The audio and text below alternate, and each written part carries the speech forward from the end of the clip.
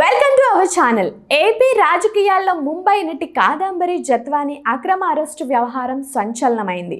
YCP నేత కుక్కల Vidyasagar ఫిర్యాదుపై AP పోలీసులు జెట్ స్పీడ్తో ముంబై వెళ్లి జత్వానీని అరెస్ట్ చేశారు. తన స్థలాన్ని ఫోర్జరీ సంతకాలతో జత్వానీ వేరే వాళ్లకు అమ్ముతున్నారని విద్యాసాగర్ ఫిర్యాదు చేశారు.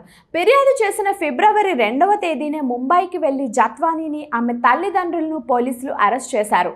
42 రోజుల పాటు తనను జైల్లో ఉంచారని జత్వానీ ఆరోపించారు. తనకు ఏపీకి సంబంధమే లేదని, తాము ఎప్పుడూ ఏపీకి వెళ్ళలేదని, అక్కడ భూములు తమకు లేవని స్పష్టం చేశారు. ఆ ఫిర్యాదు అర్ధరహితం, అహేతుకం అని కొట్టిపారేశారు. ఇబ్రహీంపట్నం పిఎస్లో ఆమె ఇటీవలే ఫిర్యాదు చేయగా పోలీసులు కేసు నమోదు చేశారు.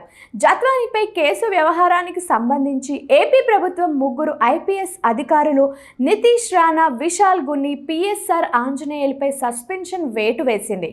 అంతకుముందు 2 పోలీసుల పైన యాక్షన్ తీసుకుంది. తాజాగా కాదంబరి జత్వానీ ఇంగ్లీష్ మీడియాకు ఇచ్చిన ఇంటర్వ్యూలో సంచలన విషయాలు వెల్లడించారు. తనపై కేసు పెట్టడానికి గల కారణం, దాని వెనుక ఉన్న కుట్రను ఆమె బట్టబయలు చేశారు. తన అరెస్టు ఒక పద్ధతి ప్రకారం వారికి అవసరమైన కీలక సమయంలోనే అరెస్ట్ చేసినట్టు వివరించారు. తాను ముంబైలో ఓ కార్పొరేట్ బాస్పై లైంగిక వేధింపుల కేసు పెట్టానని కాదంబరి జత్వానీ వివరించారు. ఆ కేసు హియరింగ్ ఫిబ్రవరి 5వ తేదీ నుంచి 9వ తేదీ మధ్యలో ఉందని, సరిగ్గా ఆ సమయంలో తాను అక్కడ లేకుండా చేశారని తెలిపారు. ఫిబ్రవరి 3వ తేదీన తనను అరెస్ట్ చేశారని, 42 రోజుల పాటు జైలులో ఉంచారని వివరించారు. ఇలా చేయడం వల్ల తాను ముంబైలో ఓ కార్పొరేట్ బాస్పై పెట్టిన కేసు క్లోజ్ అయిందని తెలిపారు. తనపై ఇక్కడ తప్పుడు కేసు పెట్టడం ఆ ముంబై నిందితుడిని తప్పించడానికేనని తాను నమ్ముతున్నట్లు పేర్కొన్నారు.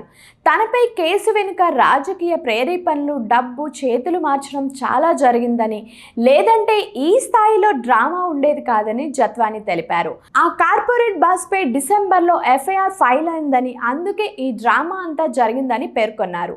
తనపై ఫిర్యాదు చేసిన వైసీపీ నాయకుడికి ప్రతీకారం తీర్చుకోవాల్సిన పనే లేదని, కానీ ఆయన బాస్ ఆదేశాలు ఇది చేశాడని ఆరోపించారు. ఈ కేసులోనూ చాలా అవకతవకలు ఉన్నాయని, అసలు ఎఫ్ఐఆర్ ఫైల్ చేయడానికి ముందే తనను అరెస్ట్ చేసి ఏపీకి తీసుకువచ్చారని పేర్కొన్నారు. ఆ పోలీసు ఉన్నతాధికారులు కూడా అధికార దుర్వినియోగం కారణంగానే తనను అరెస్ట్ చేశారని తెలిపారు.